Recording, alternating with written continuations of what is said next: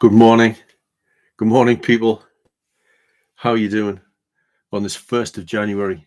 Hope you're well. I should really say Happy New Year, I suppose. But as things are revealed, you might note a little cynicism. But anyway, not to rain on anybody's parade, but here we are, 1st of January. Happy days. Means a lot to lots of people. And I suppose it's all of those things about the potential for new starts in a new year and all that kind of stuff. We'll talk a bit about that. It was really good to see you. Haven't been on for a while. Chatting away to you. So here I am.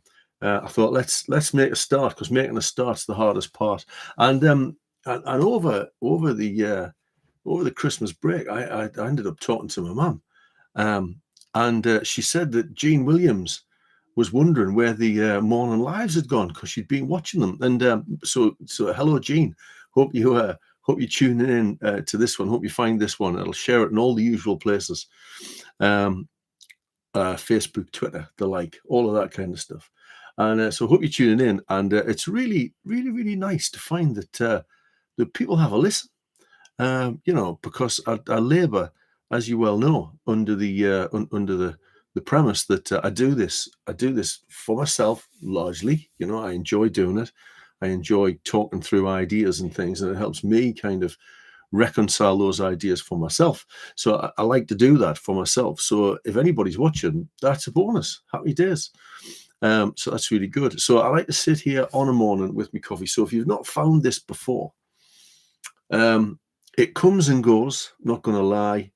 I often set off to do Mondays, Wednesdays, and Fridays, and it sometimes happens and it doesn't. But it appears from time to time, and I talk about productivity. I talk about well-being. I talk about largely what's just going on in my head, because I tend not to plan it too much. I tend to have maybe a little bit of a think while I'm walking the dog, and then I come on here and I sit and I rabbit on for a bit, and then we all go off to work or whatever we're doing for the day.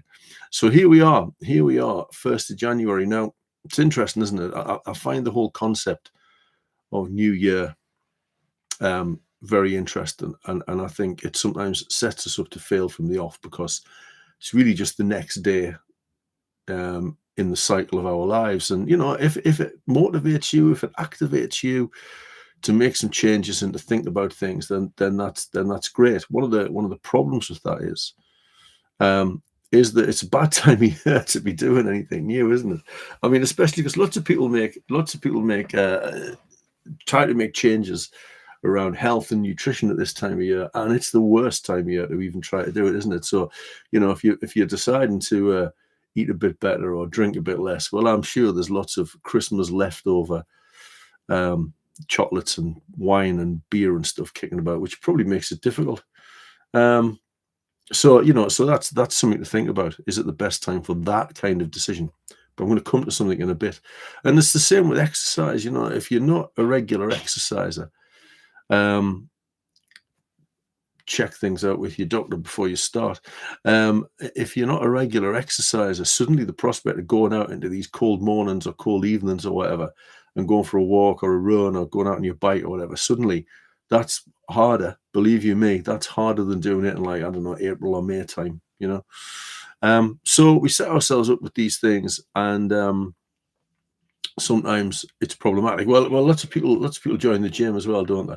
And it's the worst time of year to start going back to the gym, because everybody else is going, and you kind of get on any of the machines and stuff. So what's the secret? Because if you want to start, then that's fine. Let's make a start. And I'm contemplating things I could do differently. Just because I get caught up as like everybody else in this kind of blissful, let's restart everything, let's reset. Get caught in that. So I'm contemplating things. But the secret is not to go big. There's this phrase, isn't it? Go big or go home. No. Go small. 1% changes. Dave Brailsford, who took over the British cycling team, I'm trying to remember this now, 2002, I think it was, took over the British cycling team when they weren't winning anything, and he turned them around to become the force that they currently are, not by making any radical changes, but by breaking down cycling into all its constituent parts and trying to find a 1% gain, a 1% improvement in all of those areas. And all of those little 1% over time accumulate. So the thing is, right, we're not gonna say any quick fixes here. We just need to chip away. So find those 1% rather than making some big sweeping statement about I'm going to do this, I'm going to do that, do the other. What are the little things that you can change? If you like a drink, which I do, have one night off a week, 2 nights off a week, 3 nights off a week, build up. If you like your coffee, maybe have no coffee after lunchtime. If you want to get back into exercise, maybe decide to go out for a 10-minute walk every day. Just little things, and little things are going to get you further than launching yourself in with some big, I'm going to start paying 40 quid a month to go to the gym and I'm going to go every day. Well, you're not going to. Believe you me, you're not going to, or you're probably not going to. So start small, and aim big, I suppose. Start small, aim big, but over a long time.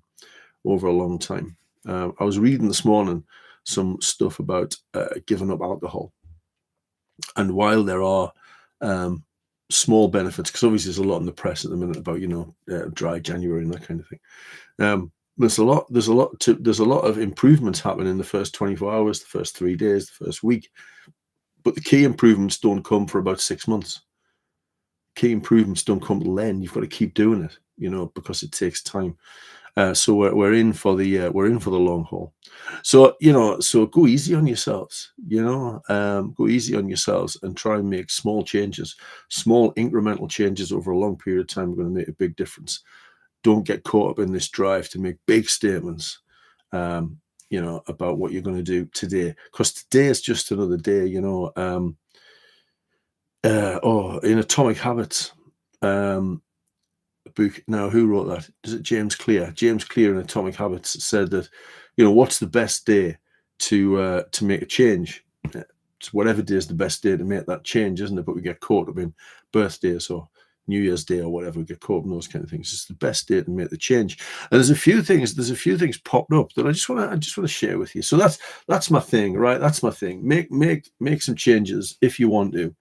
But be careful about the changes you try and make, because there could be obstacles in the way at this time of year that are just going to make it harder for you. So think about the things you can do at home. Oh, well, me and Jamie, my friend Jamie, what we're doing is that we've been doing this since before Christmas. Is we're doing the 50 challenge. So it's simply every day we do 50 squats, 50 lunges, 50 press ups. I find that a bit hard. A 50-second plank and a 50-second wall sit. So just doing that every day. It doesn't take more than about, well, if you go for it, you can do it in maybe, I don't know, 5 or 6 minutes and never time yourself. But certainly 10 minutes maximum, do it every day. And I've already, we hit the 1,000 mark. So however, whatever that is. So we must have been doing, what's that? Oh, I don't know. You do the math. We hit the 1,000 mark of however many we'd done of them. And I'm already starting to notice slight changes. I went for a run yesterday and my legs felt all right, even though I haven't ran for various reasons, which I might go into at some point. I haven't ran for 6 weeks, a bit longer maybe. So my legs felt okay, because doing this little thing takes 10 minutes. And sometimes I break it up in a couple of minutes. So I might go put the kettle on and I'll do 10 press-ups and 20 squats. And then put the kettle on a bit later in the day, and I'll do another 10 press-ups, and I might do the plank. So break it up little bits and often. So anyway, so we're doing that. So little and often, let's do that. Little and often gets us to where we want to go. That's Hamza, isn't it, from when he won Strictly? As I've said many times before, slowly is the fastest way to get to where you want to go. There's a few things popped up that I just want to tell you about as well. And I'll share some links to some things in the chat. And I thought I'd read you this, because I think this is really important as we embark on this new year, any of these transformations you want to do. And this is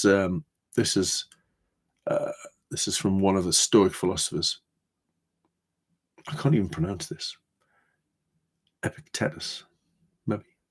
Thing is, when you haven't heard people say these things, you never know how to pronounce them. Anyway, he says in Discourses, the chief task in life is simply this: to identify and separate matters so that I can say clearly to myself which are externals, not under my control, and which have to do with the choices I actually control. Where then do I look? Not to uncontrollable externals, but within myself to the choices that are my own. So what choices are you going to make? Don't try and make choices around things that are outside of your control. You have to make choices about things you can control. And the Stoics would also say, the Stoic philosophers would also say that you just got to get on with the stuff that you can't control. Find a way to do it. So that's the first thing. So small steps, not big statements. Think about what you can control, not what's outside of your control. Change what you can control. And that was it, really. That was all I wanted to say. But I have found two things that I want to tell you about. The first is some music. Now, I read this article. On the internet. I thought, let's give this a go. So it's about a piece of music, and it was a piece of music created to explore the impact of music on kind of mindfulness and meditation, on anxiety, on stress, all those kind of things. And it's a song by Marconi Union. It's from 2012. Well, that's what it says on Spotify anyway. And it's called Weightless. And this song, Weightless, I'll share a link in the chat. It's an ambient kind of music thing. Weightless outperformed all other tested songs in this experiment. Mind Lab International, who are specialists in neuroscience and consumer behavior. They got 40 people and explored their physiological responses to 10 different songs. And Weightless outperformed all the other tested songs and reduced stress and anxiety levels by 65%. Now, research is just as good as research. It's only 10 songs. It's only 40 people, but it's worth having a listen. And while the band were writing this song, they kind of looked at the science of it and tried to calibrate the arrangement of the song to trigger deep relaxation. So it starts at 60 BPM, 60 beats per minute, which mirrors the average kind of heart rate, and then gradually moves to 50 beats per minute to try and deliberately slow down the heart rate of the people listening. And it's all low frequencies, low tempo, soft sounding, and it's brilliant. And I've been working to it for a little while now. And I just wanted to share that with you. So I'll share the article and I'll share a link to it on Spotify. It's really good. Really nice piece of music anyway, irrespective of whether it works or not. And the other thing was, for Christmas, I got this. I literally did. You got this. I did get it. No, you got this. 100 inspiring quotes. Got this off my youngest son because he knows I like this kind of stuff. So every day, they're just in the box. It's little cards in the box, I'm just going to take the one off the top and tell you what it says. And that's how we're going to finish every day. So today, it says, difficult roads often lead to beautiful destinations. Difficult roads often lead to beautiful destinations. Enjoy your New Year's Day, whatever you're doing. I hope you're well. Have a think about those small steps. Have a think about controlling the things that you can control. Come and give me a follow. You'll find me on Facebook. There are links, and on Twitter and all the places. There are links underneath the video. Go find me and give us a follow. It would mean the world to me. Or retweet this or reshare this. And I'll love you forever. Take care. Have a good day, and see you again very soon.